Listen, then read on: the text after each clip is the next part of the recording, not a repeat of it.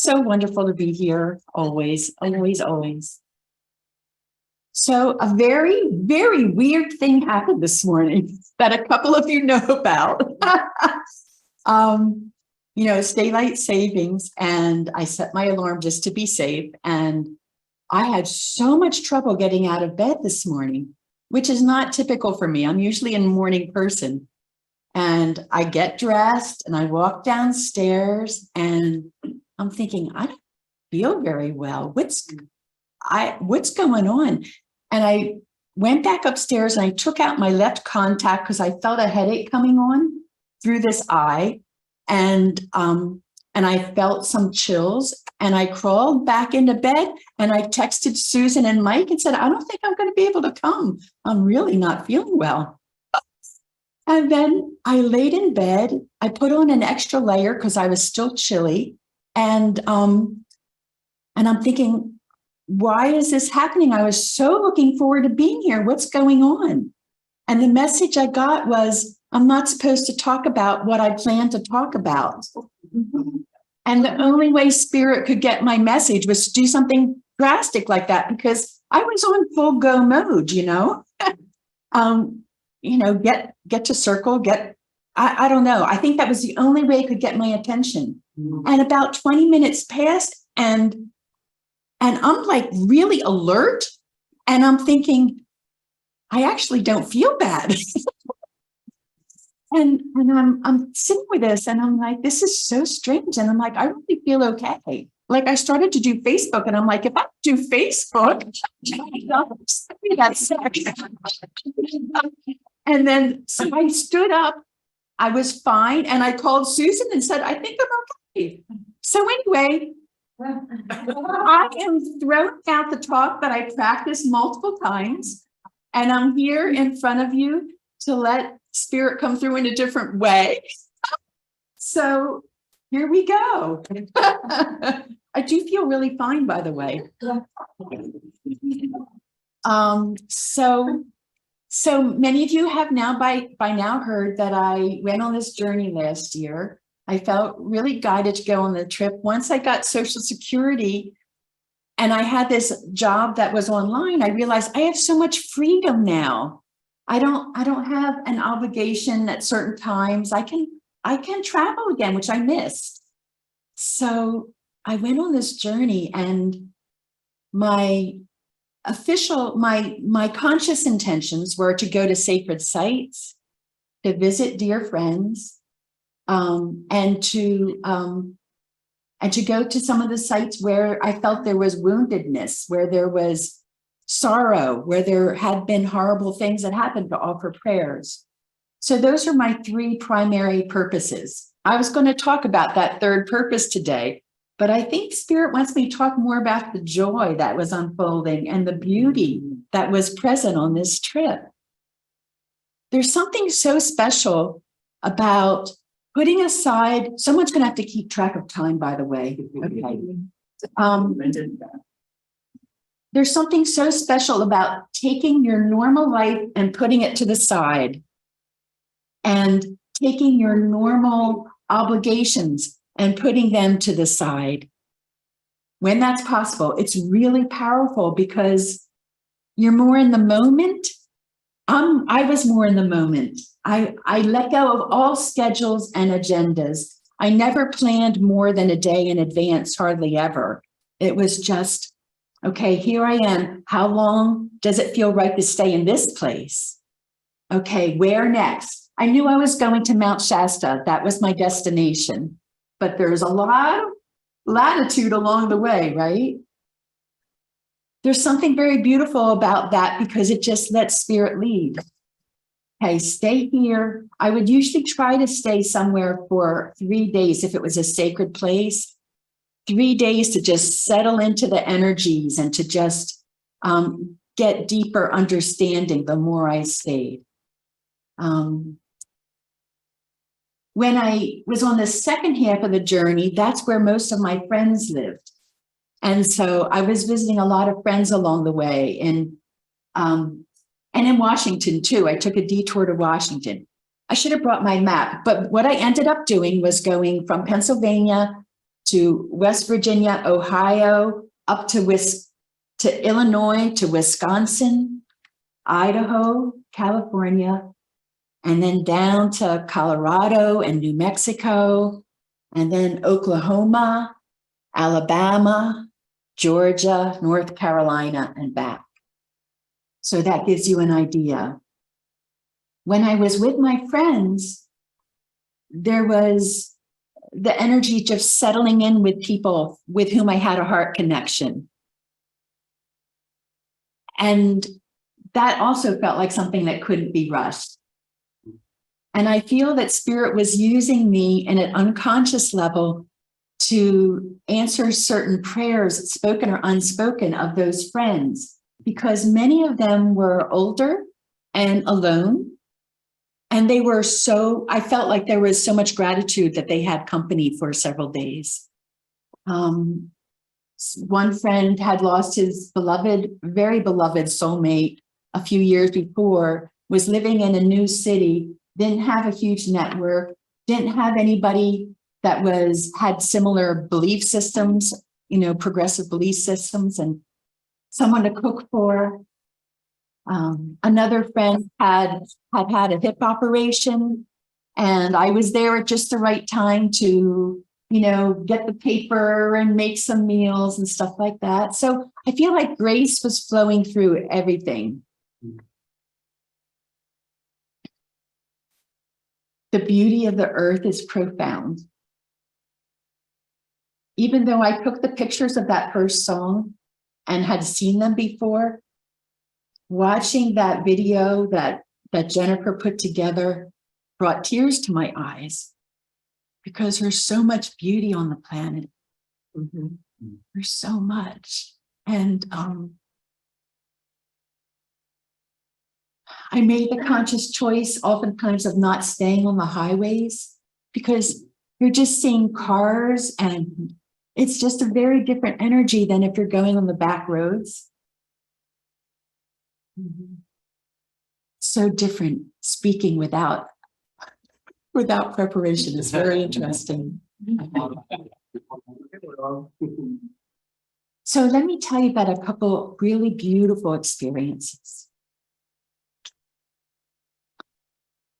One time I was in Wyoming. I did this thing called hip camp, which is where you can camp not in a campground, but on someone's property.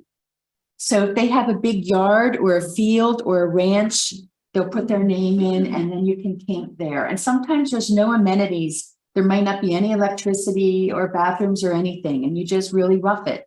And that's beautiful because you're with the earth and you're not being distracted by other people. And there was one particular time on this ranch in Wyoming, and I had trouble finding it, but I did finally find it. And I went down quite a long dirt road, at least half a mile, maybe a mile. And then I wasn't sure where to go, and I had to call the woman, and she had to direct me again. And I went another half mile or so in that direction. And I could in the distance see one farm, but otherwise I was by myself by this little reservoir that they had created. And apparently a lot of the original settlers would create just a little reservoir for their cattle or whatever. So I was camping in my minivan.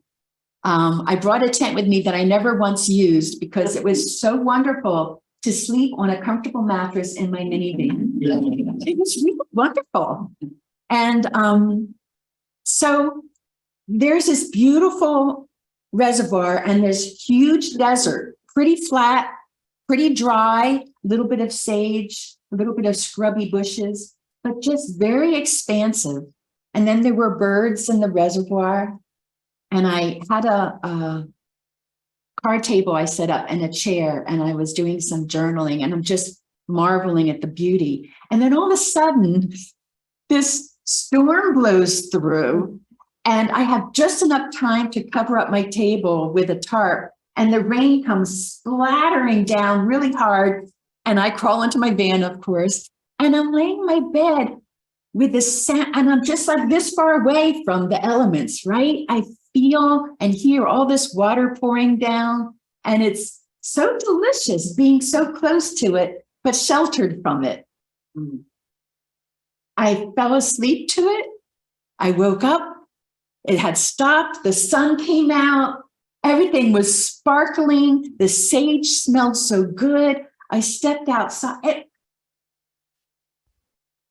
I just can't explain it, but it was so powerful to be in the elements of the wind and the rain and the sun and to feel part of it. So here's an even more profound story like that. I was hip camping at a farmer's place, and he had a woods back by a pond. There were several fields and a long lane, and there was a woodland with a pond, and there were several sites there, but he hadn't developed it very intensely. There was barely enough room for a car to get through the trees. And I set up near the pond. There was nobody else around. Really immersed in nature. I could hear the frogs, the peepers. It was delicious.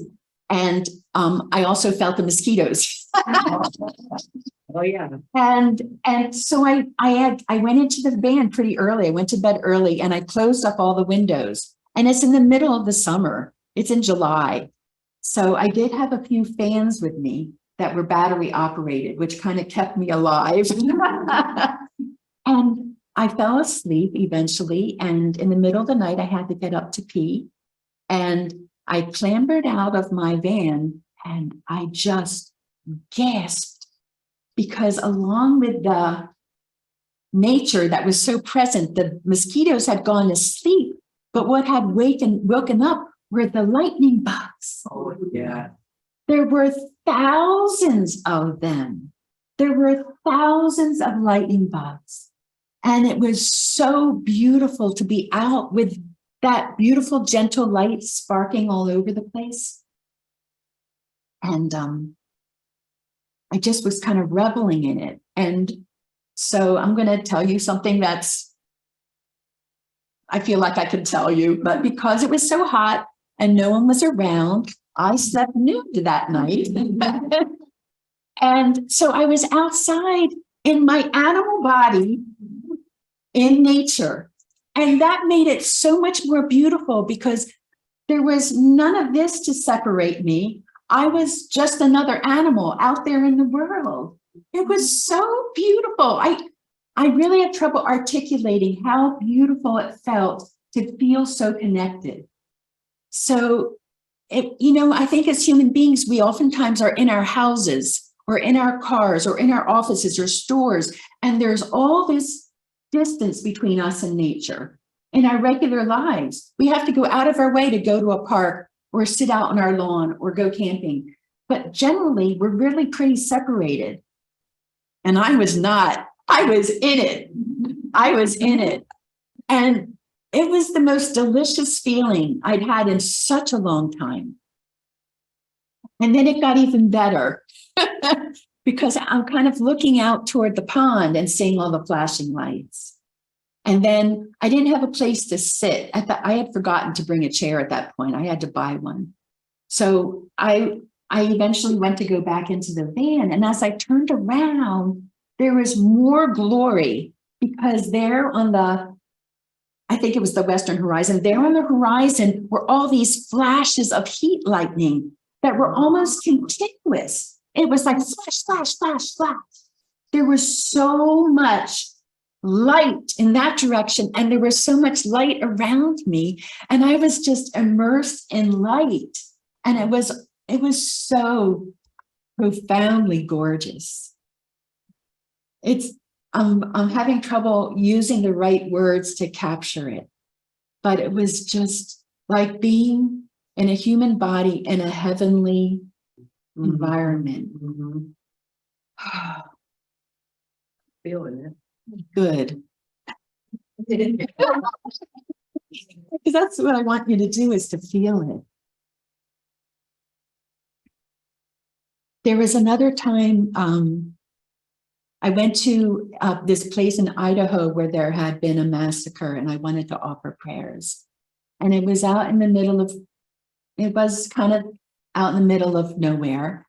And I was having trouble finding a place to camp that night, to stay. And this happened once in a while. And I had to live with the discomfort of not quite knowing where I was going to be that night. I think someone eventually told me, yes, someone told me, I met a young couple, and they told me there was a county park, another reservoir, and it was a county park. And they said that I could stay there.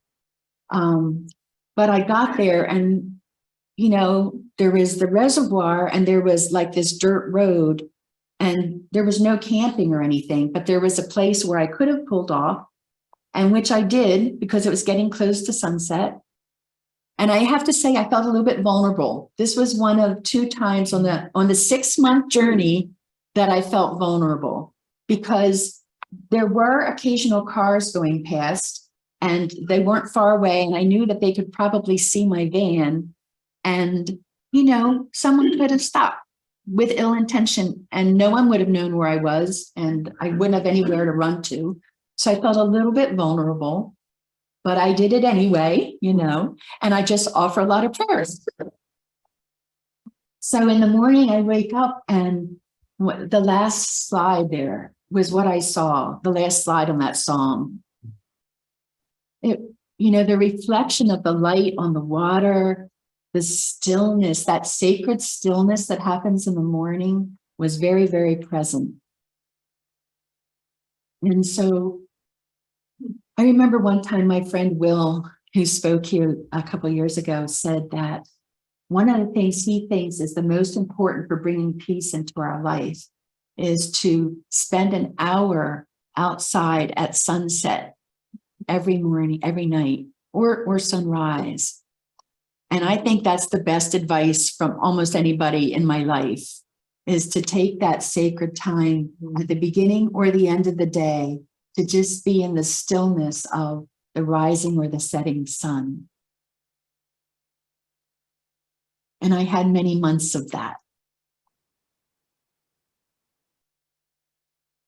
Interestingly, I was only going to be gone for 2 or 3 months originally.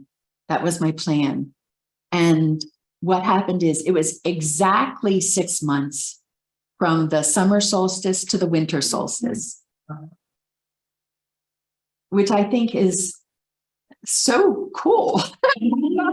There was I can't think of the right word for it, but such grace and such serendipity and such beauty to that exact summer to winter solstice. And that was not something I consciously planned at all. Not the beginning, not the end, not everything in between. So I think one of the messages is to just listen to our guidance and then say yes.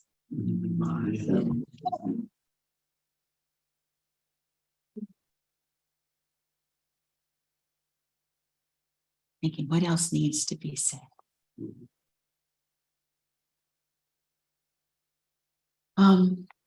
Without going into the details that I was planning on, I do want to say that another thing that's powerful when you're in nature can be, wow, this is what it looked like 400 or 500 years ago before we came and we started building everything. And when you get west, the presence of Native Americans becomes a little bit more obvious than out here, because of course we just push them all away for the most part. There are some, bless their hearts, who found a way to stay, but most were just pushed west. So the farther west you go, the more the presence starts to occasionally be noticed, but there's so few compared to how many there used to be. But oftentimes I will just think, like even driving to Philadelphia and seeing the highways and the oil, whatever those things are called, and the smoke and everything, I think how beautiful this must have been 500 years ago. So one of the most beautiful things I think that we can do is, how can we help bring this earth back to the beauty that once was? what can we do to allow for more of that wilderness, more of that nature, more of the bird song, more of the butterflies? What can we do to let that blossom again and stop making everything so manicured and clean and, perfect, so that we kill all the life, Let's let that nature blossom again, and let's let that beauty blossom again so that we can walk in beauty, as the Navajo say. What can we do so we can walk in beauty, so we can listen to spirit, so we can be guided, so we can slow down to the grace and the beauty that's available to us when we put aside the rat race for a while? This must be a sign. I'm just standing here, so. It's trying to be very gentle. That was not articulate, but I really thank you for listening with your hearts.